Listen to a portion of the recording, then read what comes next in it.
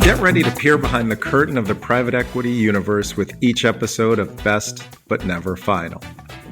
Hi, I'm Lloyd Metz, joined by Doug McCormick and Sean Mooney.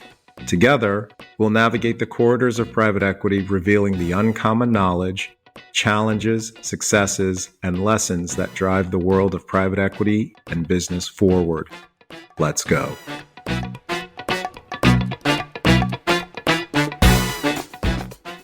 It is great to be back with Lloyd and Doug. Doug and Lloyd, how are you guys? Good. Hey, guys. Great, Sean. How about you? As usual, the year is racing by, and I'm wondering where the sands in the hourglass went. But such is life, right? I think there was a TV show during... I was going to say, that's an old soap opera, yeah. Days of Our Lives. What are you doing, Sean? As a child of the 80s, I used to watch those, you know? I used to watch that with my grandmother. Holy cow. Exactly. Sometimes I pull out the good ones, right?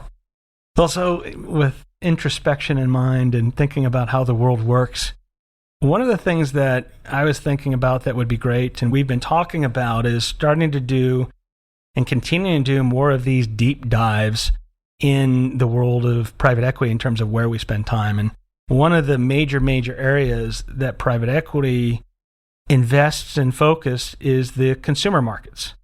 And so what do you think about doing a deeper dive here? And I think we have a special treat in mind with this as well. Yeah, absolutely, Sean. I spent a good amount of time in the food and beverage space, in particular ingredients. And enough laps around the sun, you run across some good competitors and people that you come to admire and respect professionally. And I'm really excited to have one of those people as a guest on our show today. Just thrilled to introduce Meranee Phing Naaman, and she's a trailblazer in middle market investing. She's over 25 years in private equity, 2 decades, roughly, as a senior investment partner at the Riverside Company, and has been leading dozens and dozens of deals in the space that we've been talking about here on this show. Companies 10 to 35 million of EBITDA. And she's been pretty consistent in finding ways to double or triple them over a 5-year hold period. So that lower middle market private equity investing that we do, she's been there, done that, and really good at it. Really excited to have her on today. She's got great stories. I can't wait to start the conversation and learn more from her. She has also retired from Riverside and is an independent investor and board member and advisor to different funds, family offices, and platforms, and is currently working on an accounting and tax roll-up. So she's got great perspectives. I can't wait to get the conversation going. Yeah, let me just say, Meranee, I'm intimidated after that intro. I mean, Jesus. Lloyd, that was way too kind of an intro. I'm thrilled to be here, and thanks for the invite. Perhaps a few additional things that I'd mentioned about my background that I thought might be interesting to your listeners. I mean, I really came from a bit of a non-traditional, I think, background for someone in PE, but I think it's really shaped who I am and really helped sustain a longer-term career in PE. And I'd really tie that back to my immigrant parents and upbringing. So I was born and raised in Atlanta. My dad immigrated to the United States from Thailand with $60 in his pocket to get his PhD from Georgia Tech. He was the first of 8 kids in his family to graduate from college. He ended up opening up the second Thai restaurant in Atlanta in 1980. And this was before most Americans even knew that Thailand was a country in Southeast Asia. I was an only child, and so I was really practically raised in this Thai kitchen. I watched my parents work incessantly, 24/7, to really provide me opportunities they never really had. And I often say, monkey see, monkey do. And so a strong work ethic and that grit, I think that helped in PE really was instilled in me early on. As I grew, I really couldn't wait to leave the kitchen. And as a natural extrovert, I was a really super active teenager. I made friends everywhere I went. I could talk to a brick wall. I kind of got along with everyone, that I crossed paths with. So I think, that strong work ethic and really the ability to survive on very little sleep kind of also helped. It certainly helped when I had 3 kids earlier in my career and was rising through the ranks at Riverside. And I think I'd also mention this pivot in my life too, for folks that might be interested. So I went to Duke and I was a pre-med. We won't hold that against you. Oh no, are you a Tar Heel fan? No. My brother went to Duke, so I talk trash. I can't believe you're in the family. I'm a Hoya, so I haven't lost any love for Duke either. So you've got the better part of the rivalry. It's really we're a non-rival for you all. So, let's be honest. Good soccer team though. Yeah, exactly. I went to Duke as pre-med. I thought I wanted to be a doctor, really kind of inspired by the altruism of my father and our belief in his belief that education was a great equalizer. So I really did everything in college to try to convince myself that I wanted to be a doctor. I did medical research at Howard Hughes Medical Institute. I candy striped at the Duke Hospital. But what I realized is that I didn't really like being around sick people and felt emotionally drained by that. So I ended up taking microeconomics and financial accounting my senior year and loved those classes. And they came so much more easily to me than my pre-med ones. And so after I landed, an investment banking analyst kind of job in New York City, I rescinded it though, because my dad ended up being diagnosed with terminal cancer my senior year. And so I went back and ran one of his 5 Thai restaurants right after college. And it was by far the toughest job I have ever had, even more so than investment banking and private equity. But what it really taught me was, operations firsthand. And I think put me back down the path and pivoted me right back to finance. So the rest is kind of history from there. That's a really fascinating background. And is that how you found your way to being interested in consumer companies as you went through your early career and into private equity? Is that how you found your way to consumer? I think it impacted what eventually was my love for consumer, but really, so at DB Capital, I was working on all different types of companies. I worked on specialty chemical companies, consumer companies, semiconductor companies. And then fast forward to Riverside, I chose consumer for a couple of different reasons, both I'd say professional and personal. Professionally, I really enjoyed consumer. Whenever I, did those deals, I felt energized and passionate about it. And partially probably because it was tangible to me.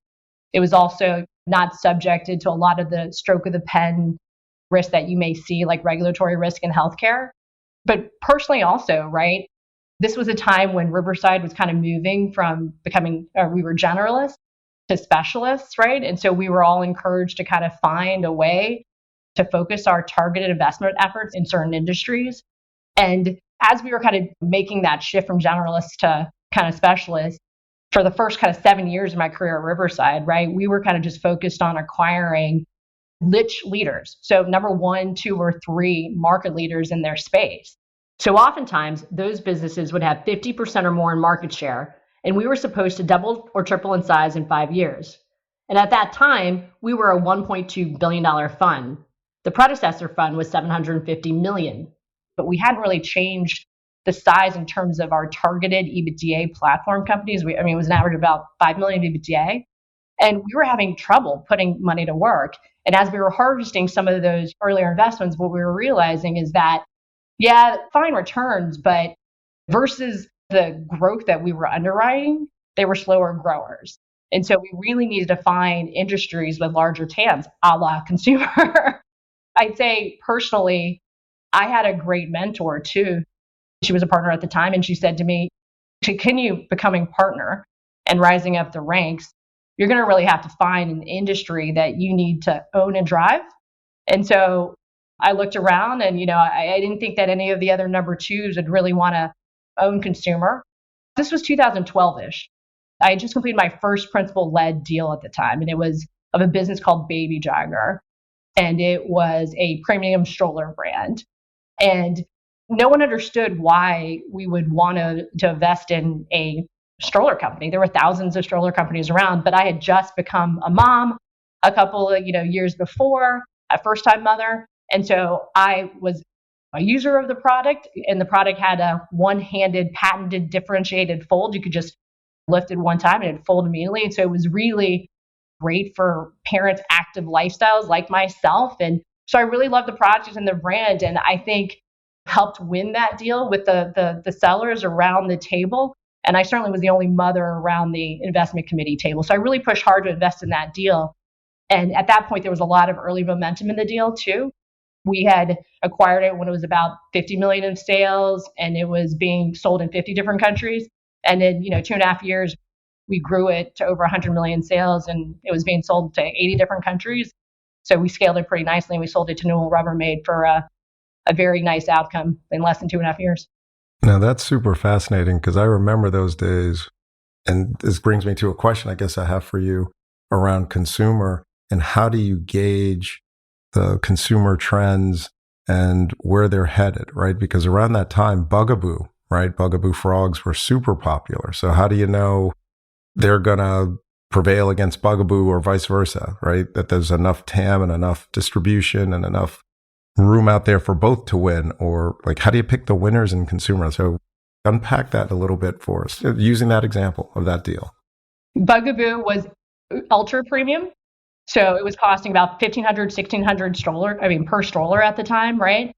And so it was super expensive. And honestly, like oftentimes in consumer, right, you feel like you're squeezed in the middle, but Baby Jogger was actually kind of in that middle upper premium range. And Bugaboo, while it was more of a status symbol, that wasn't as large of a TAM, to be honest, because there are oftentimes in consumer just universal truths, right? So I often say, like at Riverside, we had the benefit of having a global footprint. So we had 5 fund strategies with dedicated consumer investment professionals across 4 continents: North America, Pan-Europe, Australia, and Asia. And what starts off as a trend in Europe or Asia could easily come to North America or vice versa. And that certainly was the case in infant juvenile. And the universal truth was you will spend as much as you've got as a parent to give the best to your child. So in this particular case, Baby Jogger was really benefiting from folks that were kind of Graco buyers, if you will. So mass stroller buyers that wanted to move up to this kind of mid-tier premium. But then there were a lot of kind of the Bugaboo buyers of the world that would actually move down because Bugaboo was so cumbersome. It was so heavy. It wasn't functional. There wasn't a whole lot of innovation to it at the time. And I remember, like, if you were in New York City, right, and you were living, in a brownstone, right, there was no way that you were going to carry that $1,500, $1,600 stroller up 3 to 4 flights of stairs, right? You would just park that stroller kind of at the bottom, and people were getting their stroller stolen, Yep, that is true. It's a big reason why we moved to Connecticut.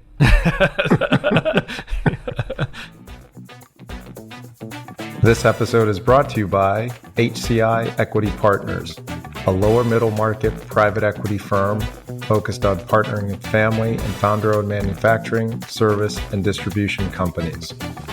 ICV Partners, an innovative private equity firm supporting management teams of leading companies at the lower end of the middle market. And Blue Wave, the business builders network, connecting the most proactive business builders in the world with the best of the best service providers for critical, variable, on-point, and on-time due diligence and value creation needs. Now, back to the episode. As I hear the way you think about these opportunities and talk about some of the things you've invested in, it reminds me, my first investment book ever was One Up on Wall Street by Peter Lynch. He had the saying, just invest in what you know. I'm really intrigued by your personal experience driving the thesis. Has that been a common trait for you where you develop the conviction based on your personal experiences versus like kind of clinically assessing the market? That'd be a cardinal sin. I mean, I think it provokes interest in certain sectors that I want to pursue, if you will. But I think everyone has an opinion in consumer, right? And when you're sitting around that investment committee, we're probably the least representative of a group of people that represents the average American. So, no, I mean, this just happened to be one area because I was looking for also a reason to lean into consumer as an industry specialization kind of early in the Riverside days. But if you got an inclination that there is a trend versus a fad, right? I mean, you still need to go through all of the clinical assessment, the diligence, ensuring, right, that, I mean, it's anywhere from not only just validating kind of what that TAM should be, but you got to look at the sell-through analytics. I mean, there's just, you got to look at everything, right? So I would not impart my opinion of one on any deal that we did. This was really the only, I'd say, sector that I had a lot of personal experience in. And Meranee, just to that point, what sort of work have you found most effective to figuring out and deciding or determining if a trend is an actual trend with legs or if it's a fad? Any wisdom or tips or pointers or techniques you want to share? It's not the same for every single consumer subsector that we were targeting investments in.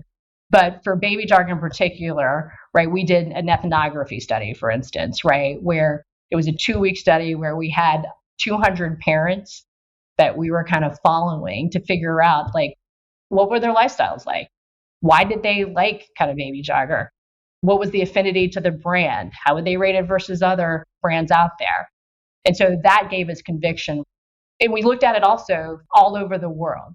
This was also something that was very advantageous. So since we had offices in Europe, in China, and Korea, and Australia, we actually ended up using a lot of our colleagues and actually going on to then local blogs, parent blogs, right? Seeing what they were saying. We actually ended up asking them to go to retail shops in those continents and talking to kind of the distributors kind of in country to make sure that everything that we were hearing from kind of the company and the management team were actually accurate. Because this was before, so I think of baby jogger, there was no real online sales there was no internet at this point, right?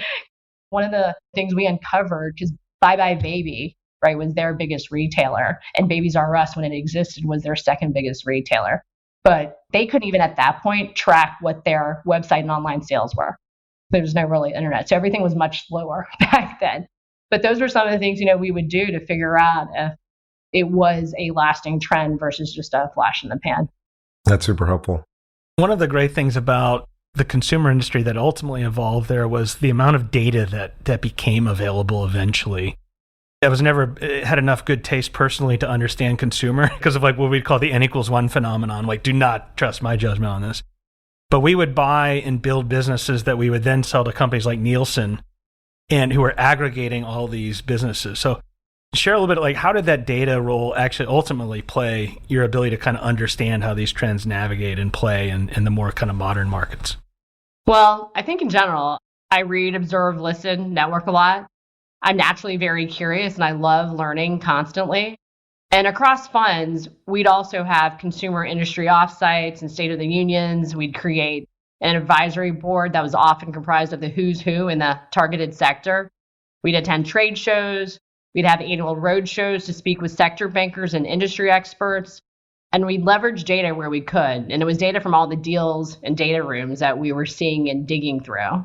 And for every consumer deal, we evaluated the potential of the company's growth prospects against a scorecard we created that tried to assess the customer's enthusiasm and loyalty, often measured by NPS scores, product or service differentiation, often through online reviews, and brand authenticity, often through being able to charge a premium or trying to assess if there was a massive cult-like following.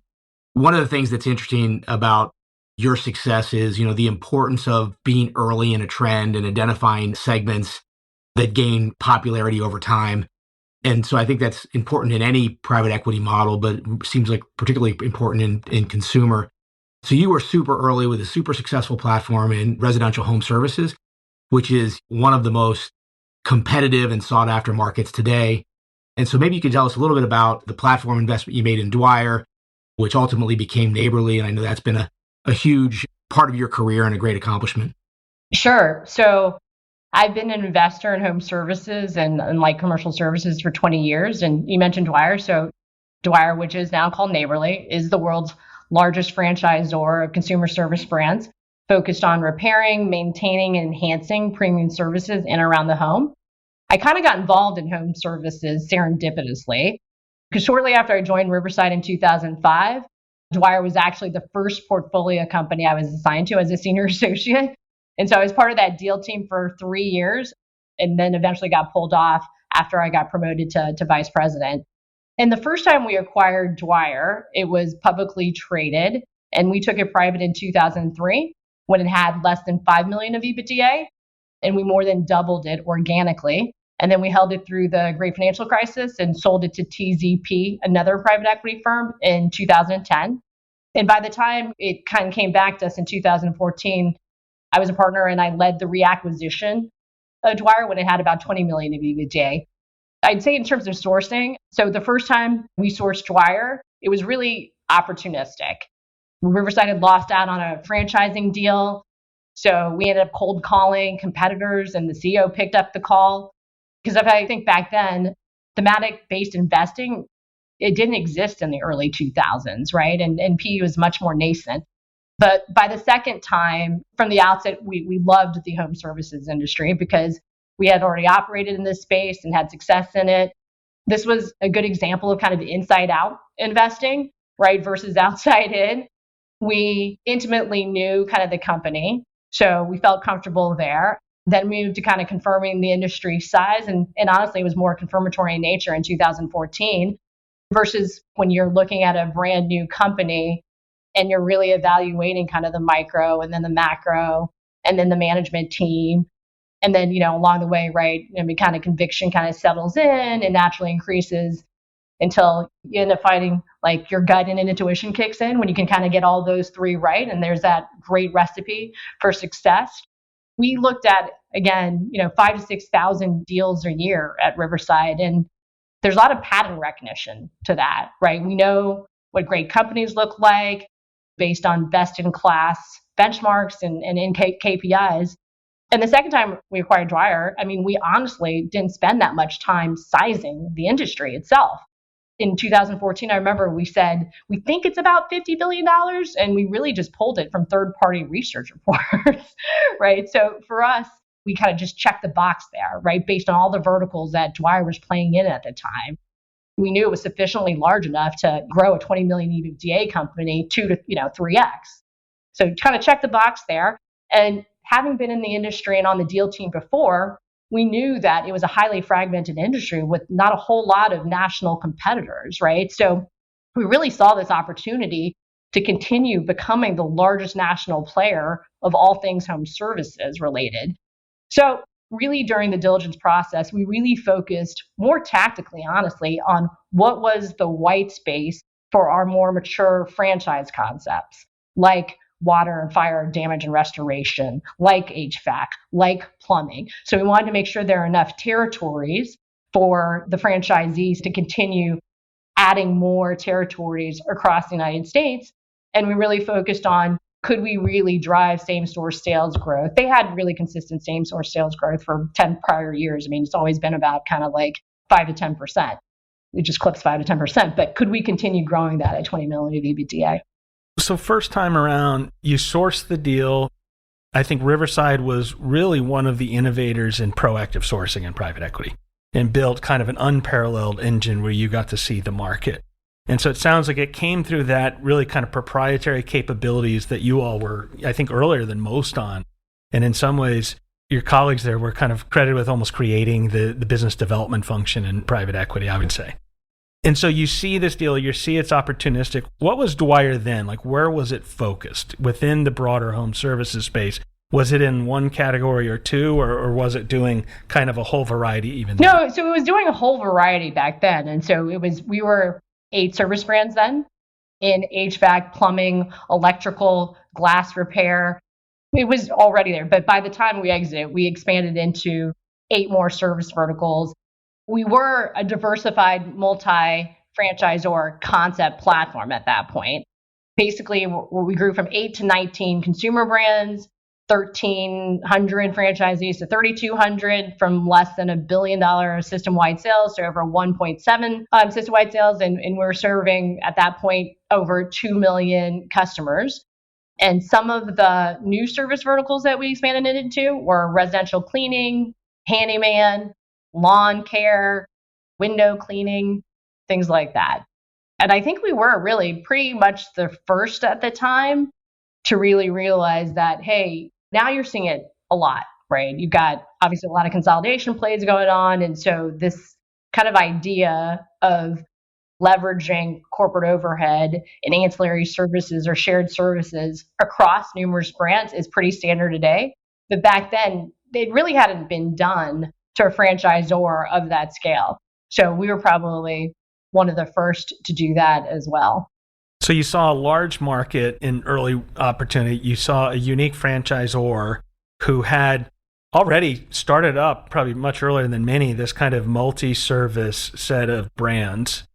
And you saw the opportunity, it sounds like in the first version, to further expand the breadth of those through the motions that you've already established in these other markets. Was that kind of like the first thesis of like, hey, we've got this huge market, it's fragmented, it's underserved, we've got an early leader here that we can then even further expand and grab more market?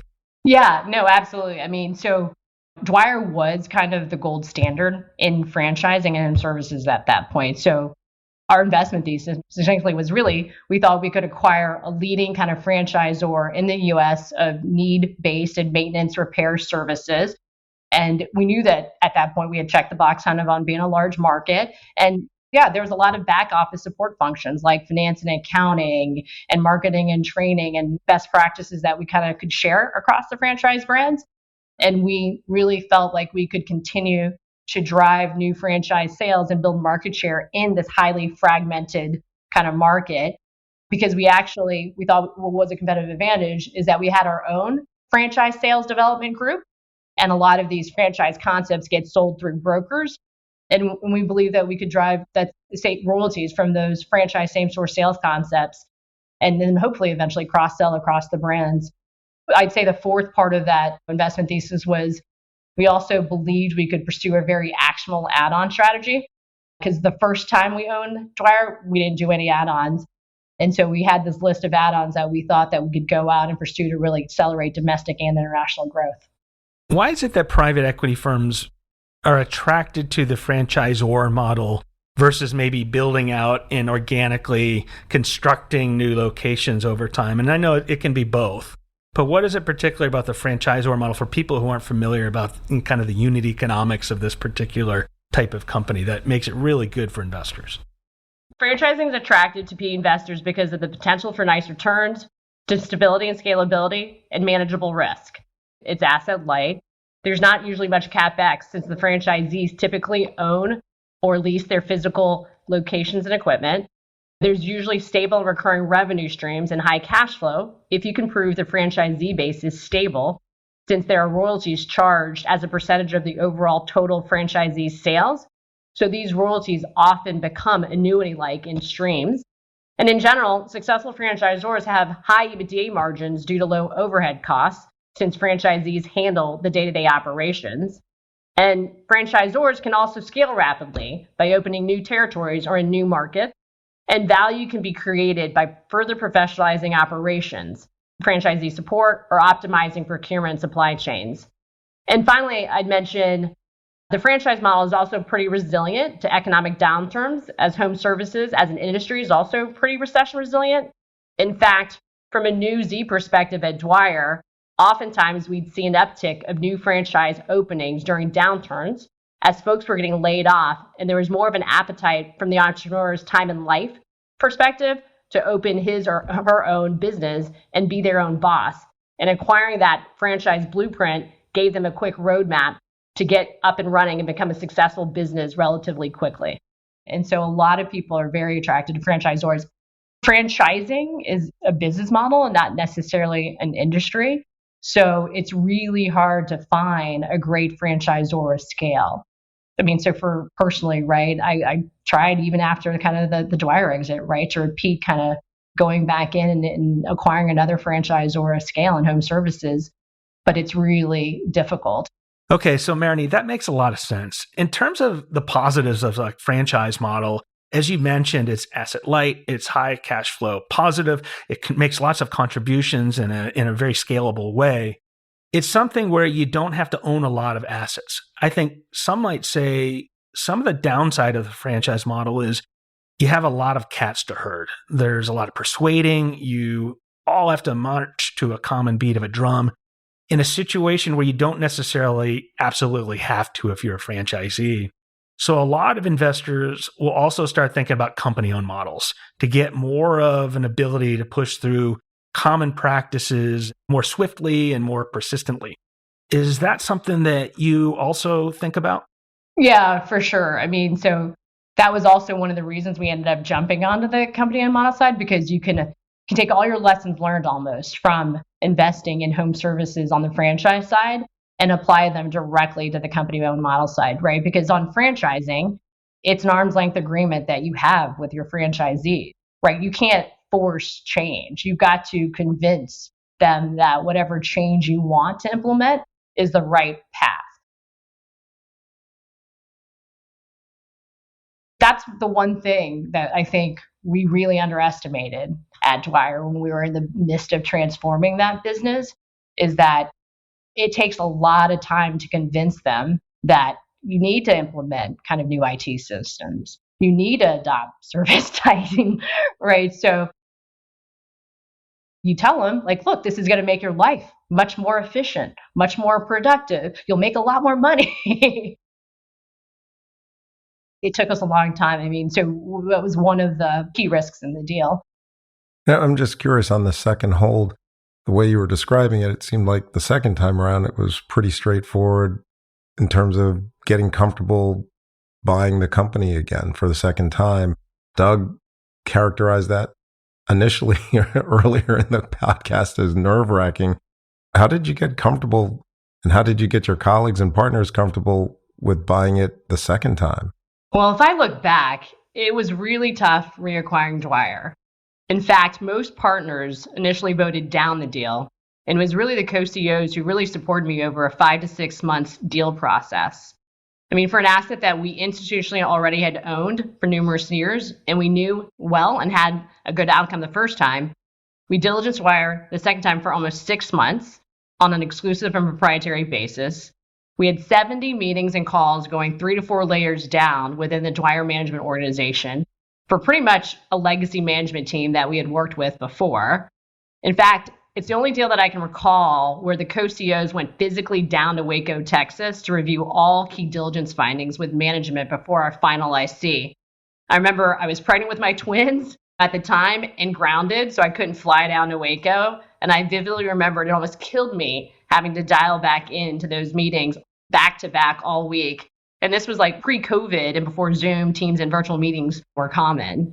But if I had to describe what we were able to kind of create, in about 3.5 years, we essentially grew Dwyer Neighborly from 20 million EBITDA to 65 million of EBITDA, from 8 to 19 consumer brands, from 1,300 to 3,200 franchise locations, from less than $1 billion in system-wide sales to over $1.7 billion in system-wide sales. We served over 2 million homeowners and expanded from 6 to 14 new service verticals. Initially, Dwyer had franchise concepts in water damage and restoration, plumbing, HVAC, glass repair, and electrical, but we acquired brands to expand into new service verticals, including residential cleaning, handyman repair, outsourced property management, window cleaning, and lawn care. We completed 11 add-ons in 5 different countries around the world and created a unique integrated home services platform of brands that touched almost every part of the home. The first time we owned Dwyer, we really didn't do an add-on. However, during our second ownership, based on the company's scale, reputation, and market position, Dwyer was considered an acquirer of choice, which enabled us to buy several franchisors at relatively favorable valuations. One question for you, though, I'm curious, as you got a second look at this, had the business kind of grown substantially since your exit the first time around? Was it much bigger? Yeah, it was bigger. So when we took it private, it was 5 million of EBITDA. We sold it to TZP. It was 10 million of EBITDA. TZP then grew it and doubled it to about 20 million 4 years later when we stepped into it. And maybe one theme I think will be interesting for listeners here who aren't maybe as familiar, and something that I experienced was I was a lower middle market PE firm. We would grow it, and then we would probably often love to own it again, but there's no way we had enough firepower to own it again. And part of what I'm wondering is, did it enable you to do this because your firm had developed a micro cap fund and then a large cap fund, so you could then get the opportunity to see these pitches again and have another bet because you've got the stack on size. Was that something that enabled it? Yeah, 100%. I mean, so that was a very purposeful strategy by the firm overall. Because when I first started, I mean, our sweet spot deal size wise was 3 to 7 million of EBITDA. And we constantly got pushed up to do bigger deals as we introduced new fund strategies like the microcap fund. we would put an average of about 75 million equity check size in the main leverage buyout fund, but it was much smaller than the earlier days. It's an interesting and I think pretty cool evolution of the industry, because it used to be your place you played, but now you're finding these multi-asset class funds that can kind of do this. And now you've done 6 of them, it sounds like, or they did 6 of them then. The best company you know is the one you already knew, right? That's right. I mean, yeah, you'd rather sleep with the devil that you know than the one that you don't know. So one of those 6, actually, Sean, was HSI. So HSI was a business that the microcap fund in the healthcare space, and then the main flagship fund bought that. And so as you get this second opportunity here to own a business you kind of knew the ins and outs of it, the good and the bad, and the team and the opportunities. What were the core things that you did during this second hold that then brought it to the even higher altitude? So Dwyer Neighborly was the first asset Riverside institutionally bought twice. Now they subsequently have reacquired at least 6 more. In fact, the third asset we reinstitutionally reacquired was also another portfolio company of mine. We got the opportunity to relook at Dwyer on a proprietary basis since the CEO, president, and team's values aligned nicely with Riverside, and the management team really wanted to partner with us again. It was also advantageous that a very good friend of mine from business school was also on the TZB deal selling team. But most importantly, being on the original Dwyer team gave me insights and conviction to really pursue the repurchase. I thought knowing the industry and team was a massive competitive advantage. We knew the skeletons in the closet, and we were able to start developing a growth plan during diligence and made sure that the legacy Dwyer management team was on board with the changes we thought should be made before we even closed the transaction. Since Dwyer was the first deal that Riverside reinvested in, there was a lot of trepidation around that IC table, and we almost really didn't do the deal in 2014 because while there were a lot of reasons to like Dwyer, marquee franchisor in the industry, strong franchisee and customer value proposition, low downside risk due to the high cash flow generating franchise model and numerous growth opportunities, and above all, it was an asset we knew well since we had owned it before. But if I rewind the clock, Dwyer would have represented our fund's largest equity check written at the time, over $100 million. And at that point, we were investing kind of 50, 60 million equity check bite sizes. So there was a lot of discussion around the table about the risk and very little on the upside and what we could do with it. But we were having a tough time that year deploying capital, so we wanted to invest in what we would think safe investment. The group's key concerns were 1, first management. Could this team scale and take the business to the next level? And would we be able to attract talent to Waco, Texas? 2nd, outdated IT systems that wouldn't support the growth and execution risk of changing out the numerous proprietary old systems that we actually created the first time we owned the business. And 3, potential tech disruptive risk. However, perhaps the group's greatest risk was that what I'll call the idiot risk factor, or the overconfident notion that since we owned the business before, we should be able to do well with it again. But if we failed, we'd look like bigger idiots to our LPs and Riverside's investors. I had the insights from being on the team the first go around and felt strongly that business as usual or previous strategies to grow would not be enough to drive outsized returns. But given Dwyer's stability, track record, and high free cash flow model, I believe there was minimal risk of principal loss and a great stable spot to invest a large amount of equity. And I believe we could also develop a detailed plan to mitigate the identified risk and drive outsized growth. I mean, essentially, I really felt like we could generate 1.5 to 2x by doing very little. But to drive really outsized returns, we'd have to do something different in our second ownership. And so we laid out a plan on all of the key risks. On management, because we had worked with the majority of the management team the first hold, we knew their relative strengths, weaknesses, and styles, and what management changes we needed to make immediately. Some Dwyer executives had worked together for 2 to 3 decades and were homegrown, and we knew we needed to bring in some fresh outside thinking. Riversiders were concerned that attracting real senior talent to Waco, which is about an hour and a half outside of Dallas, would be extremely tough. However, I knew Dwyer was the gold standard in the franchise world, so it's where you go to work if you want to learn the best in franchising. As a result, we were able to hire a strategic CFO and a European CFO. We replaced the general counsel, which actually is an important position in the franchising world. We hired Grayson Brown, who's still actually at Neighborly. And we also replaced the VP of marketing with a chief strategy and marketing officer to drive our digital strategy. Another concern that the IC had, so Mike Bidwell was president at the time and Diener Dwyer was CEO. And when we sold Dwyer the first time, Mike, rest his soul, he actually ended up surprisingly passing away 2 years ago. We officially made him CEO.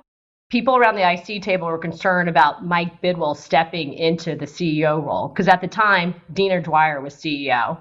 But I knew from the first ownership that Mike actually, even though his title was president, he was actually running the day-to-day operations. So I was really less concerned about Dwyer from a sustainability standpoint and more focused on whether Mike could scale up to become CEO of a business twice its size. On the outdated IT systems, we recognized that in order to truly benefit from the scale of Dwyer, we needed to leverage data gained across the franchise base. However, with the existing legacy systems, that would not be possible. And as I mentioned, frankly, we were creating this problem the first time we owned Dwyer. We developed our own proprietary IT system called Zorware that we just wasn't flexible and subpar to third-party off-the-shelf software options like ServiceTitan. But back then, SaaS-based software really didn't exist. And then so my operating partner worked with Dwyer's CIO and a third-party toolkit resource to develop a comprehensive IT strategy that entailed constructing a data-centric architecture to enable a central repository for all franchisee data to be able to gather and enable cross-marketing and data analytics. This enabled the launch of a consumer-facing umbrella brand we called Neighborly. Dwyer was really a trade brand known to franchisees and within the franchise industry, but it didn't really mean anything to the consumer because we had this vision that Neighborly could be a one-stop shop of all things home services to consumers and homeowners. But to make that vision a reality, we had to fix our IT systems. At the outset, we estimated a cost of $2.5 to $3 million to change out all the outdated IT systems, and that it would take us 2 to 3 years to do so. Several IC members thought that the execution risk of this was too high, but I made the argument that technology wasn't a core competency or product offering for Dwyer. For example, if the IT systems should shut down, it's not as if our Zs couldn't go out and continue providing in-home services. Maybe, at the worst, we wouldn't be able to collect our royalties in a timely fashion, but a lack of IT systems wouldn't put Dwyer out of business. In fact, that's what I think we get paid as private equity investors, to fix manageable risks and fix things. And as a fund, I think we were also influenced by a struggling HRIT portfolio company at the time where technology was its core competency. And as for the tech disruptive risks, this topic certainly garnered a lot of deep discussions. I was living in San Francisco at the time, so technology and the on-demand economy were constantly evolving. And at acquisition, Dwyer's digital marketing strategy was still nascent, and the VP of marketing was unfamiliar with online competitors like TaskRabbit. We also thought that new Uber for the home service models like Handybook and Thumbtack at the time, and the importance of online reputation management to the consumer decision-making process could change the way consumers find home services and potentially increase price competition. But we also thought that if we improperly embrace this dynamic, Dwyer as a premium provider of scale could also benefit from these technologies. And as we dug in, we learned that most of Dwyer's digital competitors were really online lead aggregators and control the demand side of the equation, or the eyeballs of the consumers, since they connected the homeowners to service providers, but they could not control the last mile fulfillment of delivery or quality of service inside the home.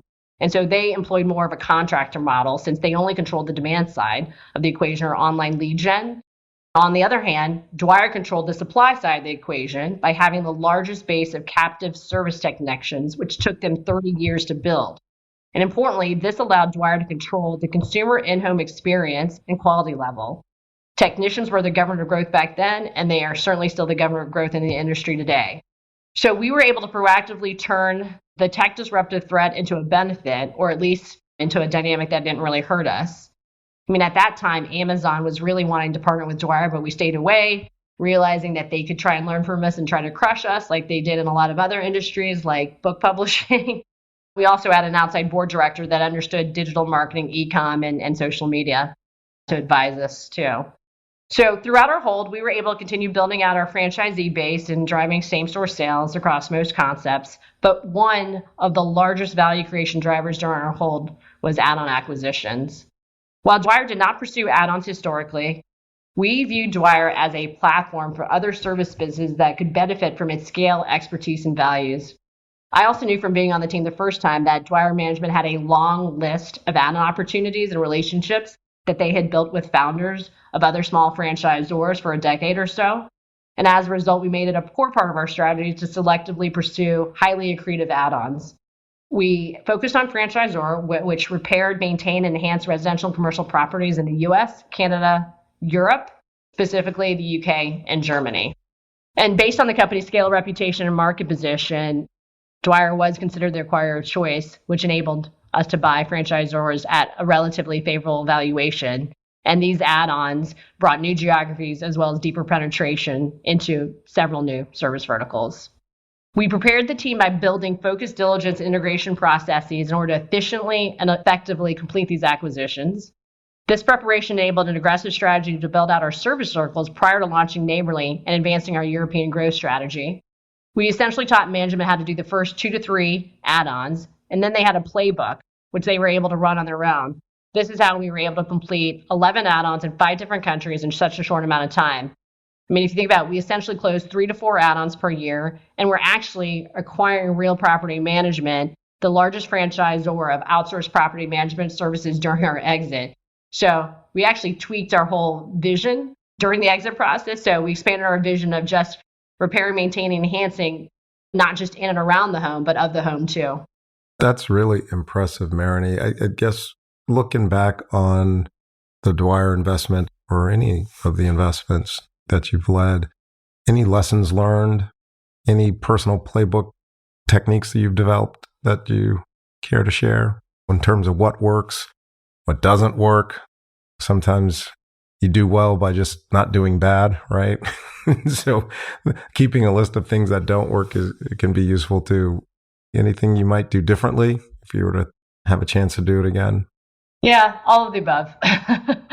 Yeah. Story of my life, by the way.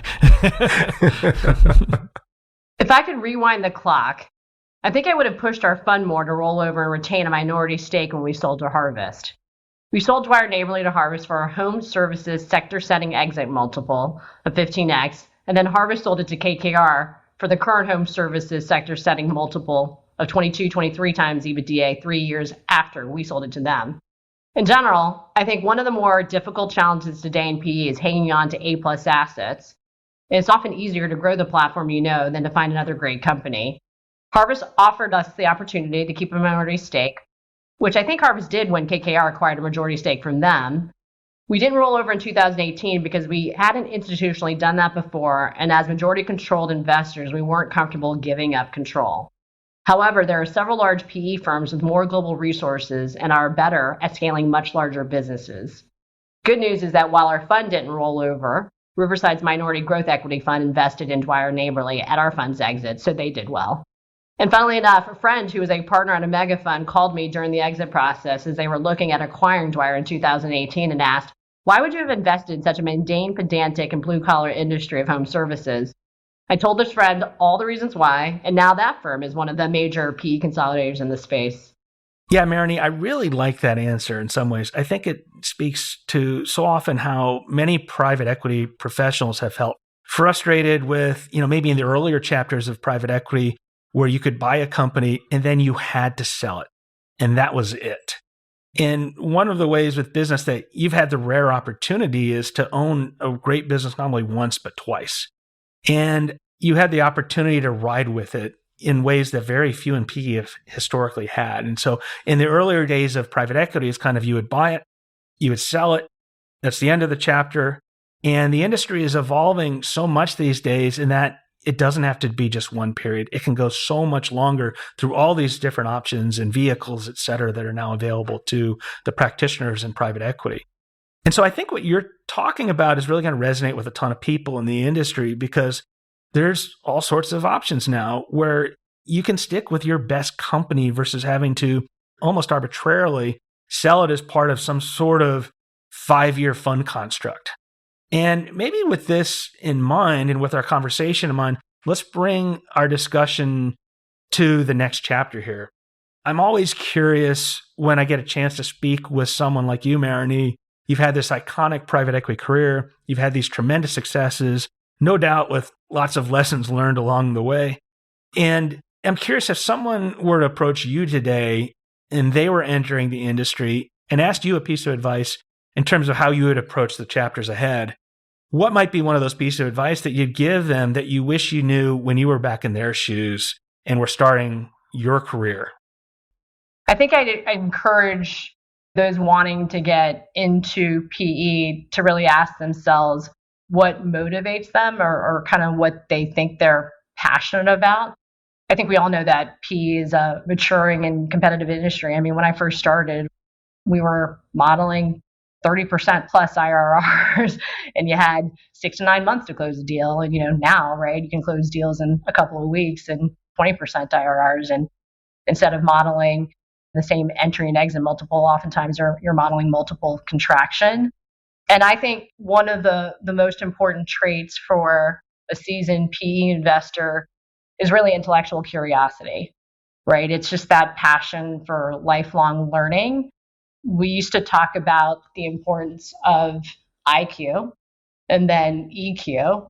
And then I think LQ, the learning quotient, is equally, if not even kind of more important. And to be, I think, successful in PE, you've got to be able to ask the right questions. You've got to be constantly interested in learning about industries, business models, and sectors, right? And part of our job is really part behavioral psychologist, right? You've got to be interested in people. You've got to be able to try to understand what makes people tick and what are they kind of motivated by. Because as you're kind of putting together that complementary management team with all the best skill sets, you got to understand kind of what incentives are you going to be putting in place to make sure everyone rows in the same direction and towards the same goal. I love this kind of continuum of kind of IQ, EQ, and LQ that I've seen a lot of seasoned and private equity investors exhibit. It kind of reflects the multi-set of skills that I think that you need along this kind of PE career continuum to be successful. There's a saying in our family with my kids and my husband, we constantly talk about it. And it's basically hard work beats talent when talent isn't working hard. I like that saying. That kind of encompasses the IQ part of it. I do think you have to be smart, but you don't have to be the smartest person in the room later in your PE career, right? Because that's when sometimes, the soft skills, right? The EQ part of it clicks in. You got to be able to sell yourself. You got to be able to sell your value proposition. You got to be able to sell kind of your vision, right? And then I think the LQ, right, is always needed.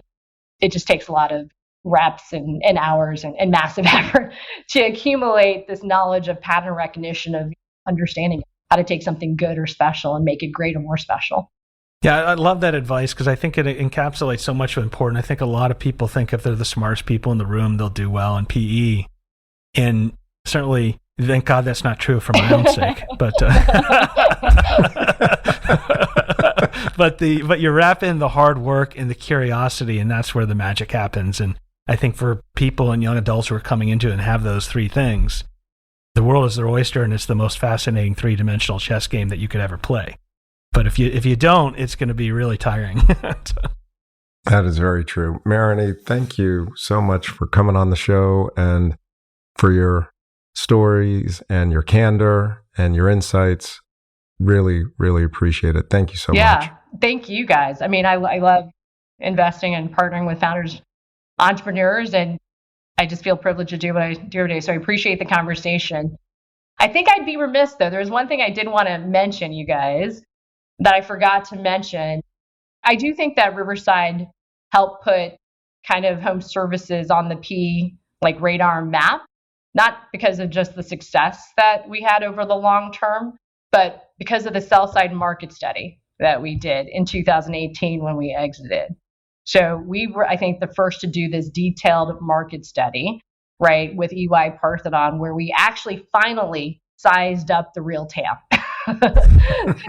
So, we had a real professional do it, right? So at that point, it was 300 billion. And so we then identified, right, all of the fundamental and macro drivers, right, and all the demographic shifts and basically the shift from do it yourself to do it for me. And we had sized up at that point, right, that the industry was really 95% mom and pop driven. And so there was a lot of value creation that could be driven by more sophisticated operators.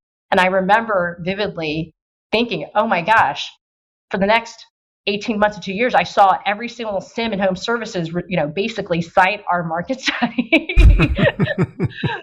So I knew, and, fast forward to kind of the Radiant, when we were underwriting that deal, we actually did more market diligence, and we saw that there were because I think a lot of people now are talking about that HVAC is totally done. It's in the mid to later stages in terms of innings.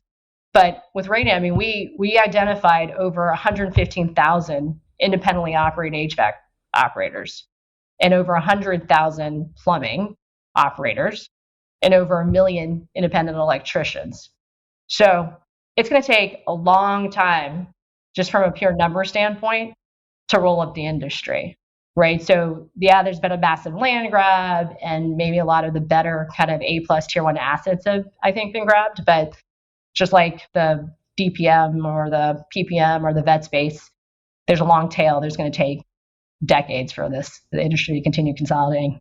Well, Meranee, you might be getting some phone calls from some of our listeners for a copy of that report.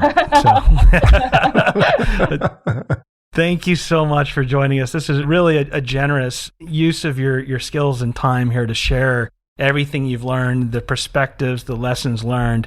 And that's a tremendously valuable gift. So thanks so much again. Yeah, well done. Thanks, Meranee. Thanks, Sean. Thanks, Lloyd. Thanks, Doug.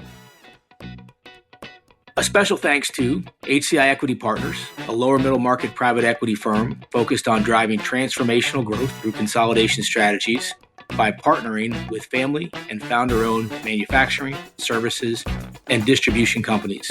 Learn more at hciequity.com. ICV Partners, an innovative lower middle market private equity firm supporting management teams of leading companies at the lower end of the middle market.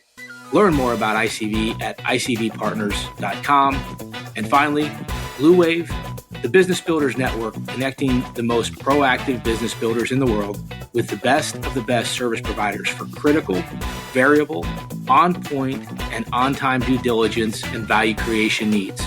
Learn more about Blue Wave at bluewave.net. For further information on HCI, ICV, and Blue Wave, and relevant topics discussed here in the episode, please see the episode notes for links.